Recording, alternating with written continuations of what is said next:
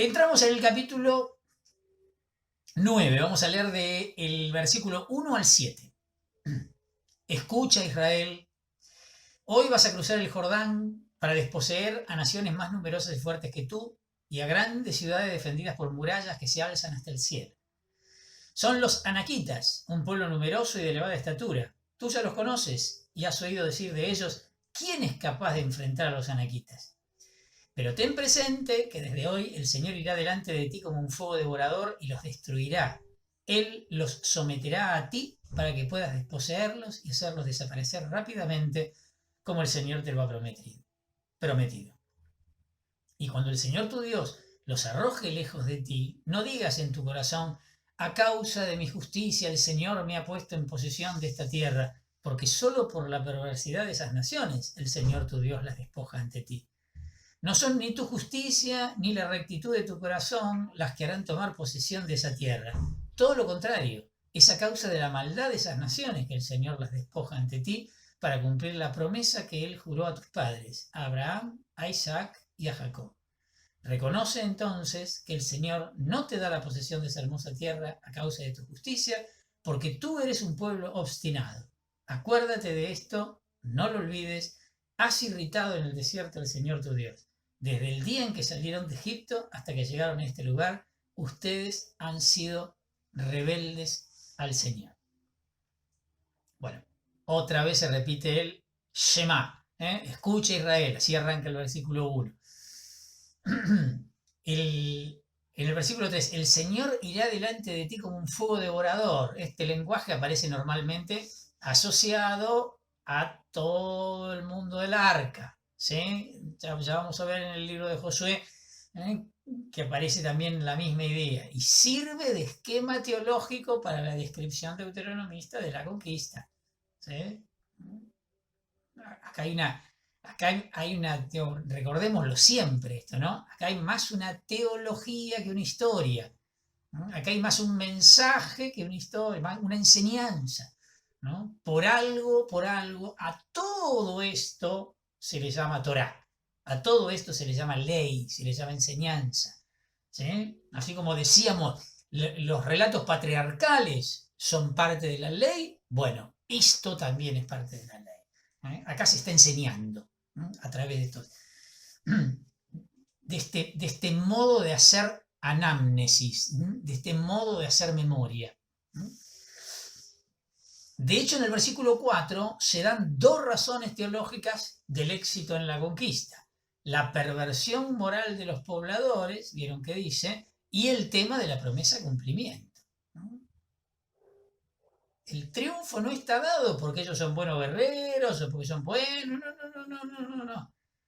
Las razones son, porque estas naciones son perversas, entonces merecen ser destruidas, por un lado, y por otro lado, porque yo lo prometí, dice Dios, ¿no? Porque yo se lo prometí a sus padres.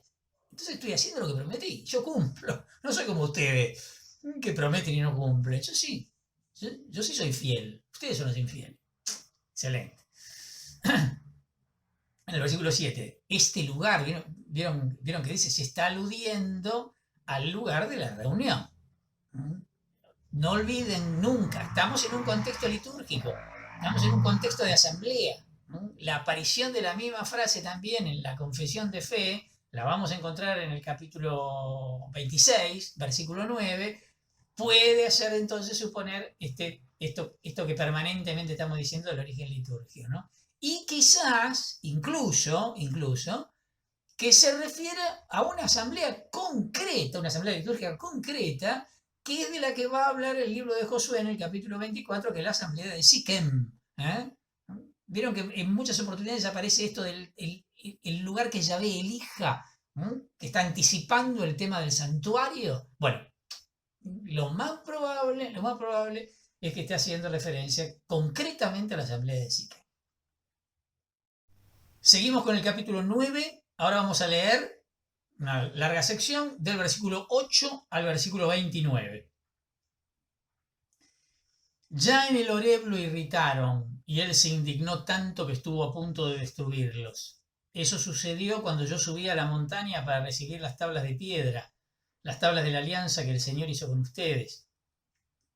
Yo estuve arriba en la montaña 40 días y 40 noches sin comer ni beber.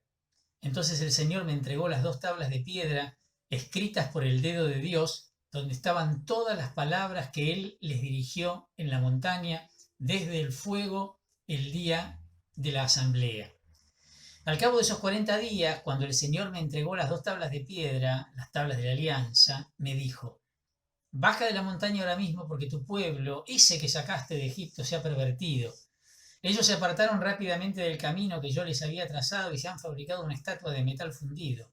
Después agregó: ya veo que este es un pueblo obstinado. Por eso, déjame que los destruya y que borre de la tierra hasta su nombre. De ti, en cambio, suscitaré una nación más numerosa y fuerte que ellos. Yo me di vuelta y bajé de la montaña, que ardía envuelta en llamas, llevando en mis manos las tablas de la alianza. Entonces vi que ustedes habían pecado contra el Señor su Dios, haciéndose un ternero de metal fundido y apartándose rápidamente del camino que Él les había trazado. Por eso tomé las 2 tablas de piedra, las arrojé violentamente y las hice añicos en presencia de todos.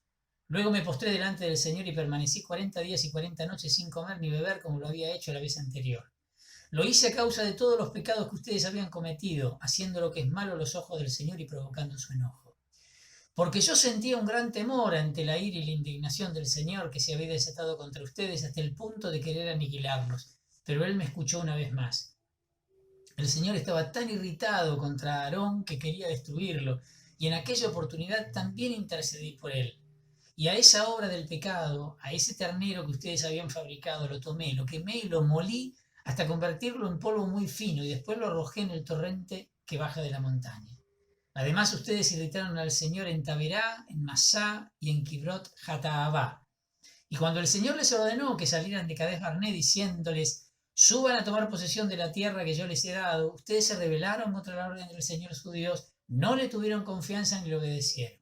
Rebeldes, eso es lo que ustedes han sido para con el Señor su Dios desde el día en que los conocí.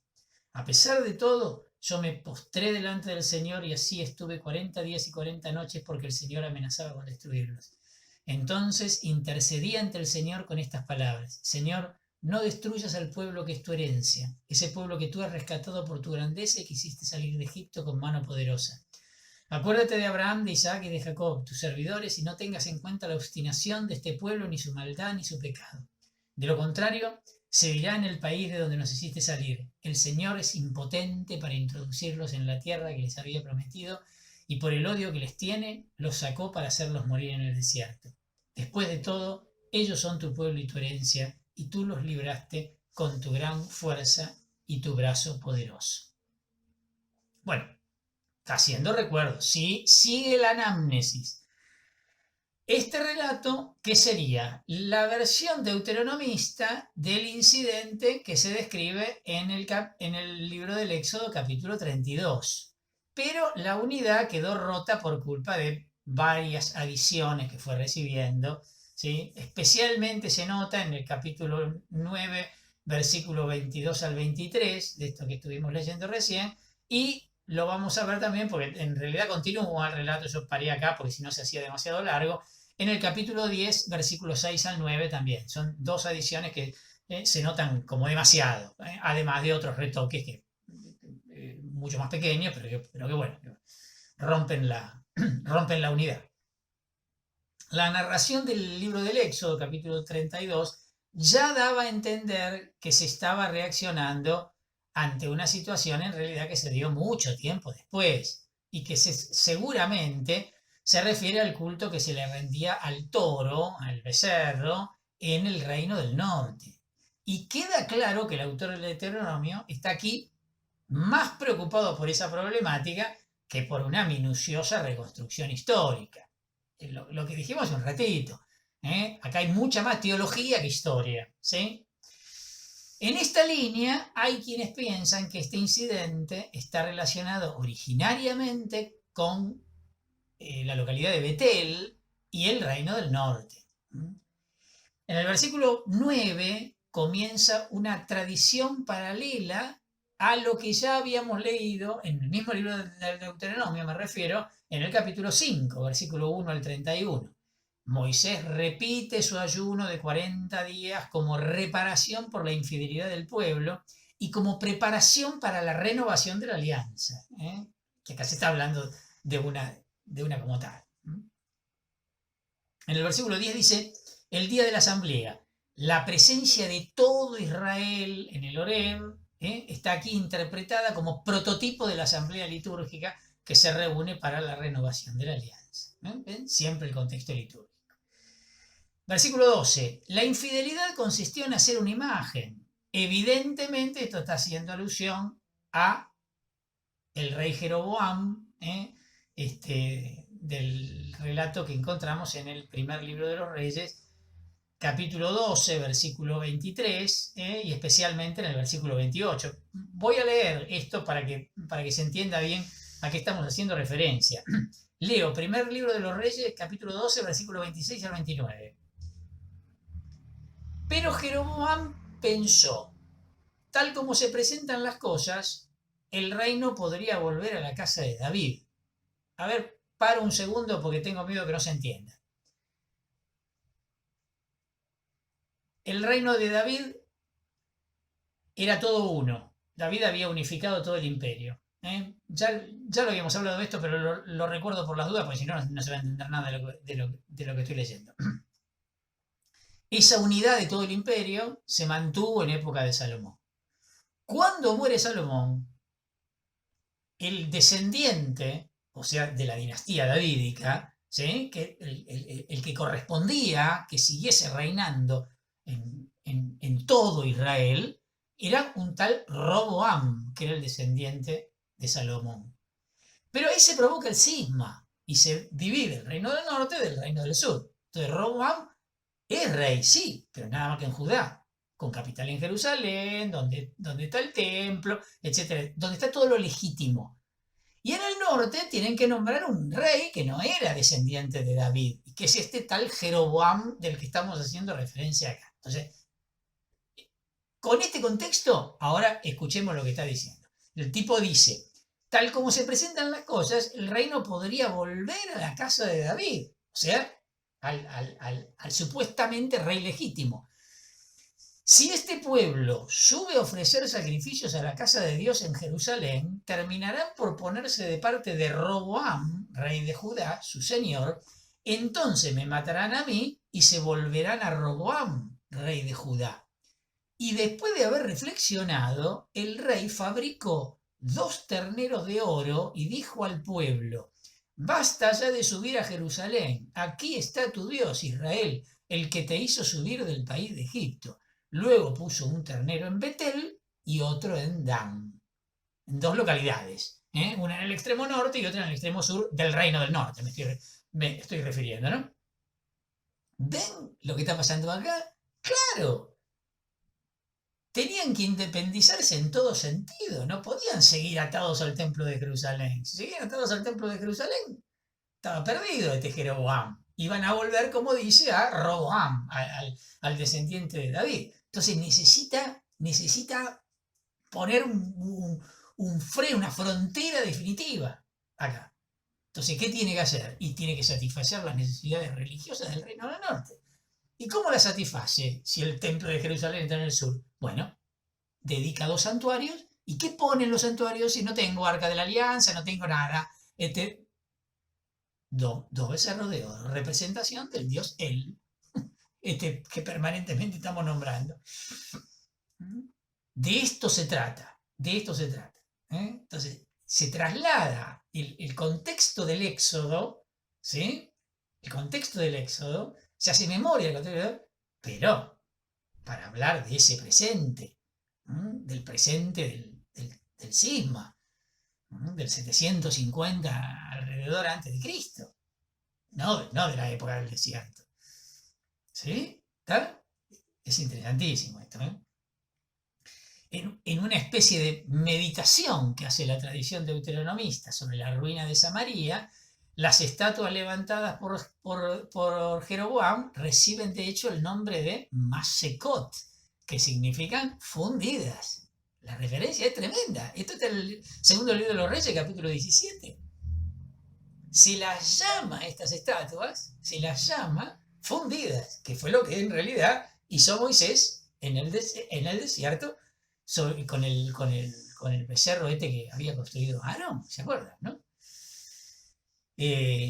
Bueno, seguimos con nuestro texto. En el versículo 13 dice, esto es un pueblo obstinado y de dura cerviz.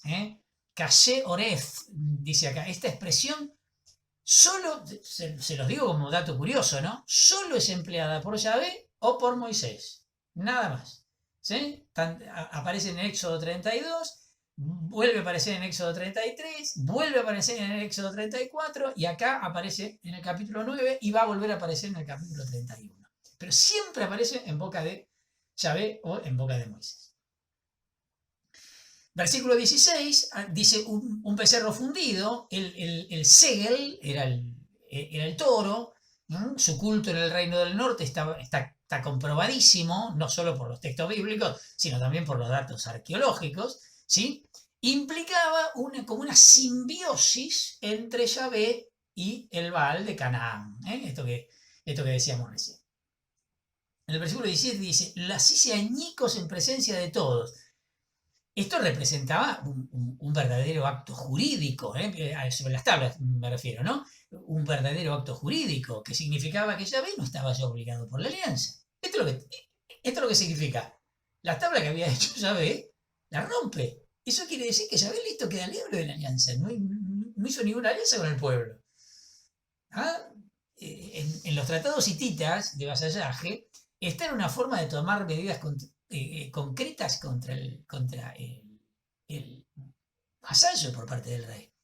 Y los egipcios también rompían las tabletas de barro donde figuraban los nombres de los vasallos antes de aplicarles el castigo que correspondiera. Eso es lo que sea, ¿no? Pero era una costumbre esto, ¿no? No es un acontecimiento así aislado, o que se le ocurrió a Moisés. En el versículo 20 dice, también intercedí por él, por Aarón, ¿no? En Éxodo 32 no se dice nada sobre que haya intercedido en favor de Aarón. Puede que provenga esto de una tradición independiente, que venga de otro lado, obvio, ¿no? Versículo 21, lo arrojé en el torrente que baja de la montaña. Acuérdense, en Éxodo, capítulo 32, versículo 20, el becerro molido, mezclado con agua, tenían que tomarlo como una suerte de ordalía para reconocer, ¿se acuerdan, no? Digamos, quién era culpable y quién no. ¿Sí? Acá no se dice nada de esa ordalía, no, lo liberó en las aguas, como diciendo, desapareció, listo, ya está. ¿No? Volvemos a esta idea del Deuteronomio de hacer desaparecer todo resabio de culto cananeo, ¿no? La breve sección de los versículos 22 al 24, que se refieren a la propuesta narrada también en el capítulo 1 del libro del Deuteronomio a partir del versículo 26, rompe el hilo narrativo. Y aquí hay varios datos difíciles de compaginar. Algunos relacionan el incidente anterior con Cades Barnea y no con el Horeb. Los nombres del lugar corresponden a la etapa final en la ruta entre el Horeb y Moab. Por ejemplo, aparece Taberá, ¿se acuerdan que significaba incendio? Habíamos leído el episodio en el capítulo 11 del libro de los Números. Otra que aparece es Masá, que significa prueba o tentación. Estaba probablemente en Kadesh o en los alrededores. La otra que aparece, Kibrot Hat Tabá, que significa sepulcros del deseo. Estaba al nordeste del Horeb.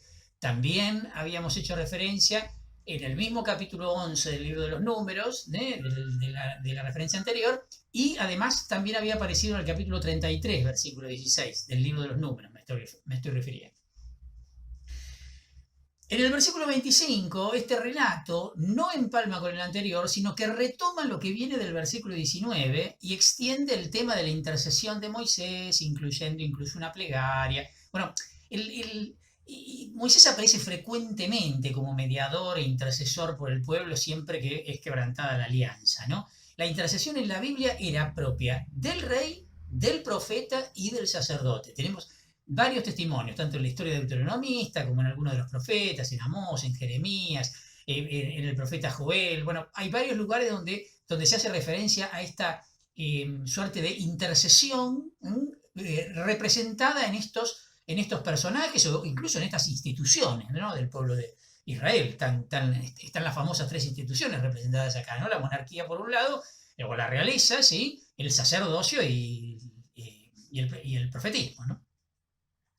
En el versículo 26, la intercesión de Moisés tiene la forma clásica de toda oración antigua, ¿no? Estaba formada siempre por una invocación, seguida por una petición, una invitación al recuerdo, esto siempre, siempre, y finalmente los motivos para responder a la oración, ¿no? También vamos a encontrar algo parecido en el capítulo 32, en el capítulo 33 del libro del Deuteronomio, ¿no? Y dice también: ese pueblo que tú has rescatado por tu grandeza. Bueno, originariamente el término rescatar significaba recobrar mediante el pago de un precio algo que por alguna razón había pasado a ser propiedad de otro. Acuérdense, lo hemos mencionado más de una vez, el famoso tema del Goel, ¿no? Este personaje que rescataba, este pariente cercano que rescataba. En el Antiguo Testamento se aplica principalmente al rescate ritual de los primogénitos, que justamente por ser los primogénitos pertenecían a Dios. En primer lugar arranca así, pero fue tomando progresivamente un matiz más teológico en relación con el rescate del pueblo realizado por Yahvé en el Éxodo. Y esto principalmente en pasajes relacionados con la tradición deuteronomista, como vamos a encontrar también en el libro de Jeremías, etcétera, etcétera, ¿no? Bueno, y en toda la historia deuteronomista aparecerá fuertemente esta idea. Por último, los textos, tanto exílicos como posexílicos, refieren este término al retorno del destierro, que fue considerado como un nuevo éxodo, ¿no?, para los israelitas. En el versículo 27 vuelve a aparecer el motivo del recuerdo, ¿no? Acuérdense lo que habíamos comentado en el capítulo 6, especialmente en el versículo 12. Y en el versículo 28, esta visión más bien ingenua, ¿qué van a pensar los demás pueblos? ¿Se acuerdan, no? Aparece muchas veces en el Antiguo Testamento, pero en el fondo representa una profunda visión teológica, ¿no? ¿Qué será de tu gran nombre? Está al servicio de remarcar con mayor fuerza todavía la grandeza de Dios en relación con los demás pueblos.